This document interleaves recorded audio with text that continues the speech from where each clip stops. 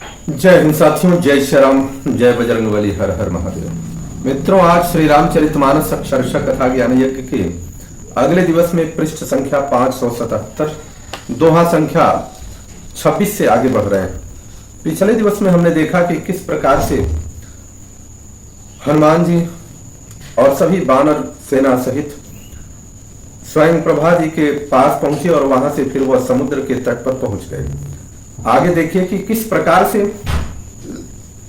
गिद्धराज से मुलाकात होता है, किस प्रकार से जामवंत जी प्रेरणा देते हैं हनुमान जी को।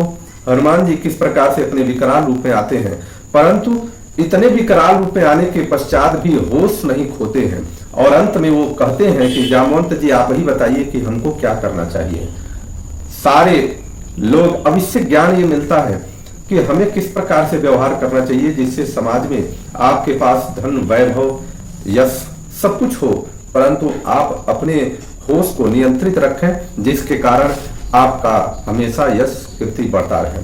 आइए गोस्वामी जी लिखते हैं, एहि विधि कथा कहीं बहु भांति, गिरि कंदरा सुनी संपाति, बाहिर होई देखी बहु कीसा, मोहि आहार दीन है जगदीशा। जब सभी वानर एक दूसरे से बातचीत कर रहे थे कि समय बीत चुका है, हम लोगों ने किसी भी प्रकार से सीता माता के बारे में जानकारी नहीं जुटा पाया है, ऐसे बातें कर रहे थे, तब तक वहां पर पर्वत की कंदरा में संपाति ने इस बात को सुना और संपाति ने बात सुनते हुए बाहर निकलकर जब देखता है कि बहुत सारे बंदर यहां पर आए हैं, तो बहुत सारे बंदर आए हैं, तो उसने सोचा कि जगदीश्वर ने आज मुझे इतना आहार, बहुत सा आहार भेजा है। कारण कि संपाति बहुत दिनों से भूखा था, उनके पंख जल गए थे। अभी उसकी कहानी आगे श्री रामचरितमानस में कही जाएगी।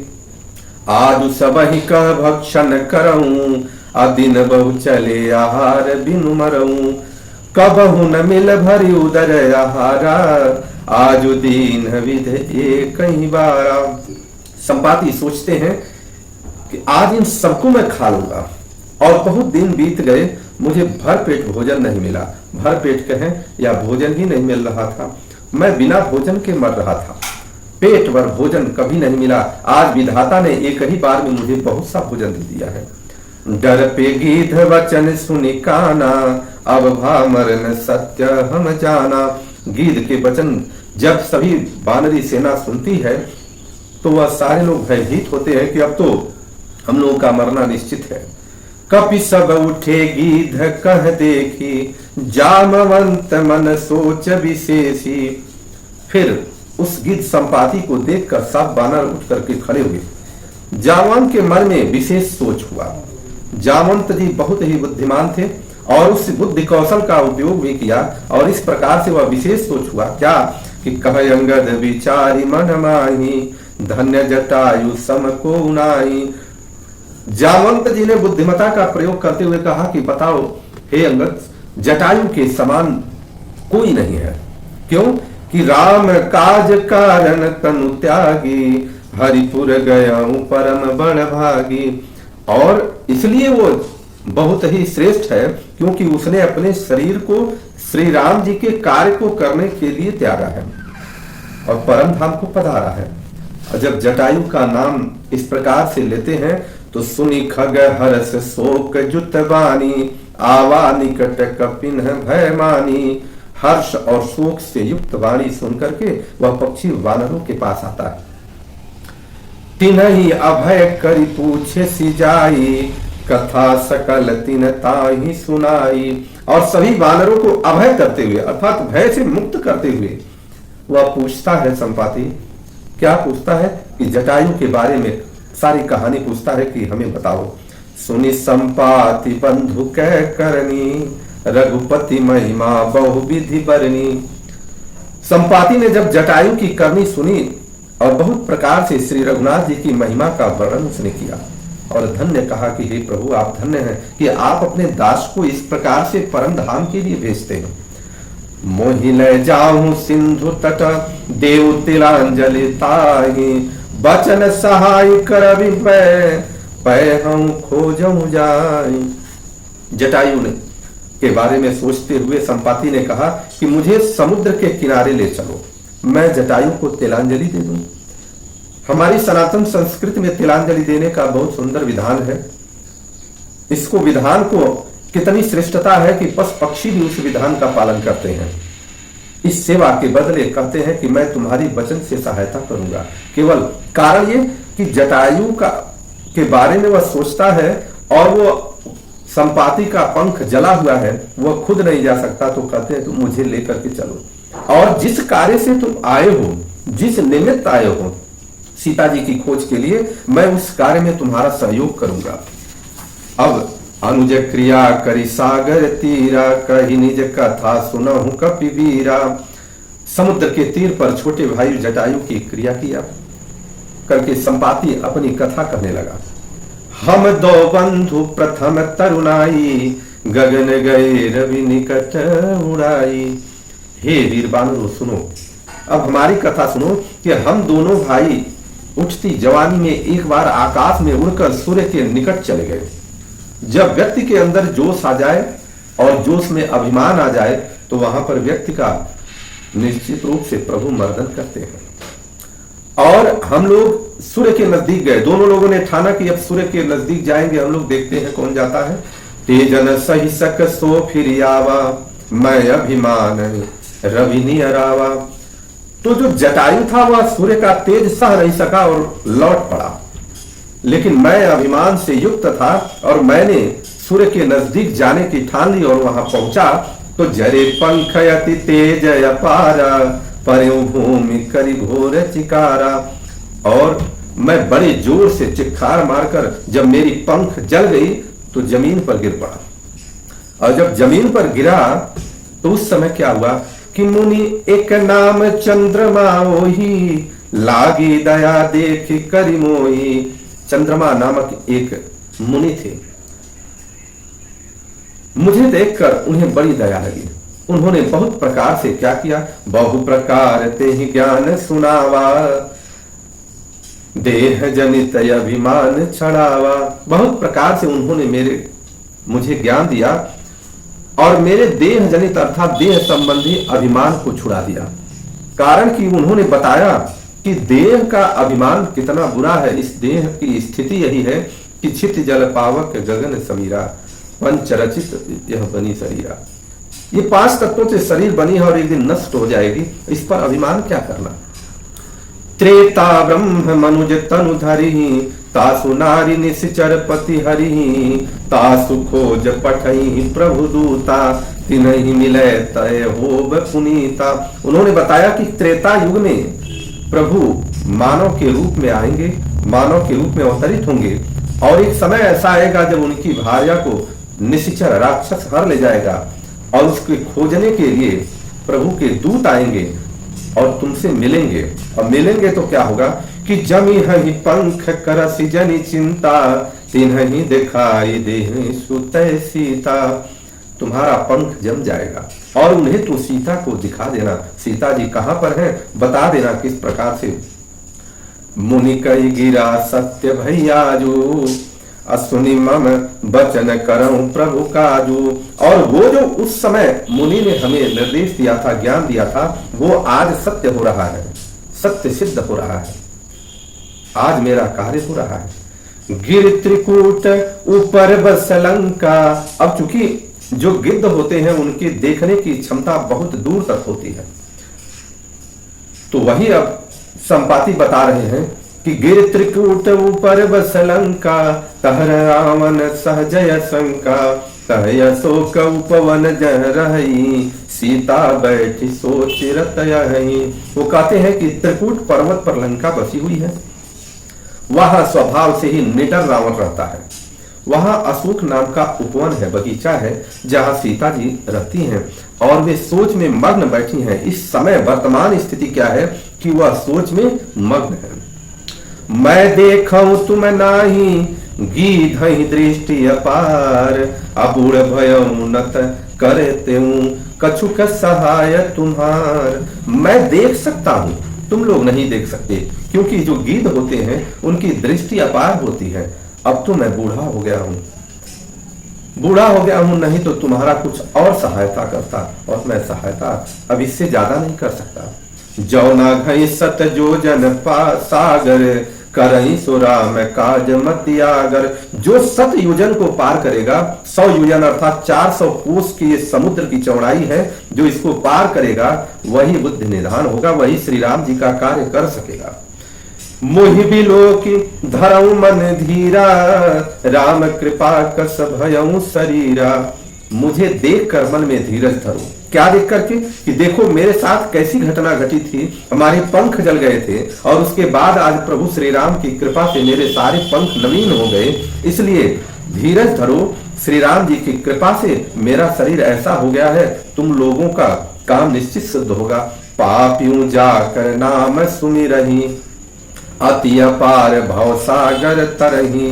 जो पापी भी जिनका नाम स्मरण करके अत्यंत अपार भव सागर से तर जाते हैं, तासु दूत तुम तज कदराई, राम हृदय धरि करहूं पाई। तुम उनके दूत हो, अतः कायरता छोड़कर श्री राम जी को हृदय में धारण करके उपाय सोचो। जब श्री राम जी को हृदय में धारण करके हम कोई कार्य करते हैं तो कार्य निश्चित सिद्ध होगा। अस कहीं गरुण गीत जब गयऊं, तिनके मन अति विस्मय भयऊं। निज निज बल सब काहू भाषा, पार जाय कर संशय राखा। काकभूषण जी कहते हैं, हे गरुण जी, इस प्रकार कहकर जब गिद्ध चला गया तब उन वानरों के मन में अत्यंत विस्मय हुआ। सब किसी ने अपना अपना बल कहा, नर समुद्र, और लेकिन समुद्र के पार जाने में सभी ने संदेह प्रकट कर दिया। जरथ भयऊं अब कहूं रिछेसा, नहीं तन रहा प्रथम बल लेसा। जब ही तीव्र क्रम भय खरारी, तब मैं तरुण रहूं बल भारी। अब जामवंत जी कह रहे हैं कि मैं तो बूढ़ा हो चुका हूं, नहीं तो अब बूढ़ा नहीं होता तो मैं तुम्हें बता रहा हूं कि पहले जैसा मेरे अंदर बल भी नहीं रहा। जब वामना अवतार में श्री नारायण जी अवतरित हुए थे, तब मैं तरुण रहूं बल भारी। तब मैं उस समय जवान था, मुझ में बहुत बड़ा बल था। और बल की परिभाषा क्या थी कि बलिबाधत प्रभु बाढ़ऊ, सो तनु बरनी न जाई। उभय घरी मह दीन्ही, 7 प्रदक्षिण धाई। बलि को बांधते समय प्रभु इतने बड़े हो गए थे कि उनके शरीर का वर्णन नहीं किया जा सकता, देखना मुश्किल था। किंतु मैंने 2 ही घड़ी में दौड़ करके 7 प्रदक्षिणाएं कर ली। बोलिए जामवंत जी महाराज की जय। जामवंत जी कह रहे 7 प्रदक्षिणा मैंने 2 घड़ी में कर डाली। अंगद कहूं जाऊं मैं पारा, जिय संशय कछु फिरती बारा। जामवंत कह तुम सब लायक, पठैय किमि सब ही कर नायक। अंगद कह रहे हैं कि मैं पार तो चला जाऊंगा, परंतु लौटते समय के लिए हृदय में कुछ संदेह हो रहा है। जब आपका सेनापति थोड़ा सा संदेह अपने अंदर प्रकट करे तो पीछे और साथ रहने वालों का दायित्व बनता है कि उसका हौसला अफजाई करें। जामवंत जी कहते हैं कि हे अंगद, आप हमारे सेनापति हैं, आपके अंदर सब कुछ है, आप प्रत्येक प्रविधि से आप योग्यवान हैं, लेकिन सेनापति को हम पहले नहीं भेज सकते, ये हमारी नीति कहती है। कहि रीछ पत सुन हनुमाना, का चुप साधि रहे बलवाना। पवन तनय बल पवन समाना, बुद्धि विवेक विज्ञान निधाना। ऋक्षराज जामवंत ने हनुमान जी से कहा, हे हनुमान, हे बलवान, सुनो, तुमने यह क्या चुप साध रखी है। सभी लोग देख रहे हैं कि हनुमान जी चुपचाप एक किनारे बैठे हुए हैं। तुम पवन के पुत्र हो और बल में पवन के समान हो, तुम बुद्धि विवेक और विज्ञान की खान हो। कवन सो काज कठिन जग माही, जो नहीं होई तात तुम पाही। इस जगत में कौन सा ऐसा कार्य है हनुमान जी कि जो आप कर नहीं सकते हैं और वो कार्य कठिन है। राम काज लगी भव अवतारा, सुनत ही भयं पर्वताकारा। जब हनुमान जी को इस प्रकार बल की याद दिलाई तब जाकर के सुनत ही भयं पर्वताकारा, हनुमान जी सुनते ही पर्वत के आकार के हो गए। क्योंकि हनुमान जी को श्राप था, जब तक कोई बल की याद नहीं दिलाएगा तब तक तुम्हारे बल को याद नहीं आएगा और काम नहीं कर पाओगे। और हनुमान जी ने पर्वत का रूप ले लिया। जिस प्रकार से पर्वत का रूप का जिस प्रकार से विशाल काय पर्वत होता है, हनुमान जी ने वह रूप धारण किया। कनक वरन तन तेज विराजा, मानहु अपर गिरिन कर राजा, सिंहनाद करि बारहि बारा, लीलहि नागहि जल निधि खारा। अब हनुमान जी जब विशाल रूप में आते हैं तो उनका सोने जैसा रंग होता है, शरीर पर तेज सुशोभित है, मानो दूसरा पर्वतों का राजा सुमेरु है। सुमेरु पर्वत स्वर्णिम पर्वत है और उस प्रकार से ये विशाल रूप धारण करते हैं। हनुमान जी ने बार बार सिंहनाद करके कहा, मैं इस खारे समुद्र को खेल में ही लांघ सकता हूं। अब हनुमान जी को अपने बल की याद आ गई। सहित सहाय रावण ही मारी, हनुमान जी कह रहे हैं कि रावण को मैं उनके सहायकों सहित मार डालूंगा। आनऊ यहाँ त्रिकूट उपारी, मैं त्रिकूट पर्वत को उखाड़ करके ला दूंगा यहाँ पर। जामवंत मैं पूछूं तो ही, उचित सिखावन दीजऊं मोहि। ये कह रहा है कि मैं पूरे त्रिकूट पर्वत को ही ला दूंगा, लेकिन हे जामवंत जी मैं आपसे पूछ रहा हूं कि आप उचित मुझे सिखावन दीजिए। देखिए जब तक आपके साथ कोई बुजुर्ग नहीं होगा, श्रेष्ठ नहीं होगा, तब तक आप जोश में सही काम नहीं कर पाएंगे। कारण कि वहां जब चले हैं प्रभु श्री राम जी ने सर पर हाथ रखा है हनुमान जी के और स्पष्ट कहा है कि सीता का पता लगाना, ये अंगूठी देना और मेरा हाल बताना और आकर के मुझे बताना। तो ये तो भगवान का निर्देश था, लेकिन हनुमान जी विकराल रूप ले लिए कहे अब हम सब कुछ ला ही देंगे। लेकिन वहां पर जामवंत जी हैं, नीति कहती है कि श्रेष्ठ लोगों से जरूर सलाह लेना चाहिए। और सलाह लेने के बाद तो जामवंत से पूछ रहे हैं कि आप ही बताइए कि मुझे क्या करना चाहिए, आप उचित सलाह दीजिए। इतना करहूं तात तुम जाई, सीता ही देखी कहूं सुधि आई। तब निज भुज बल राजीव नैना, कौतुक लागी संग कपि सेना। कह रहे जामवंत जी हे तात तुम इतना जाकर के करो कि सीता जी को देखकर लौट आओ और उनकी खबर कह दो। किससे? प्रभु श्री रामचंद्र जी से। फिर कमल नयन श्री राम जी अपने बाहुबल से राक्षसों का संहार करके सीता जी को ले आएंगे और खेल के लिए, इस प्रकार के खेल के लिए, मतलब ये बड़ा काम नहीं है, ये तो एक खेल है, खेल के लिए ही वे वानरों की सेना का साथ लेंगे। मतलब हमारा साथ केवल खेल के लिए लेंगे और उनका यश होगा पूरे जगत में। कपिसेन संग संहारिणी चल राम सीतयानी है, त्रैलोक पावन सुजसु सुरन मुनि नारदाद बखानी है। जो सुनत गावत कहत समुझत परम पद नर पावई, रघुवीर पद पाथोज मधुकर दास तुलसी गावही। बानरों की सेना साथ लेकर राक्षसों का संहार करके श्री राम जी सीता जी को ले आएंगे।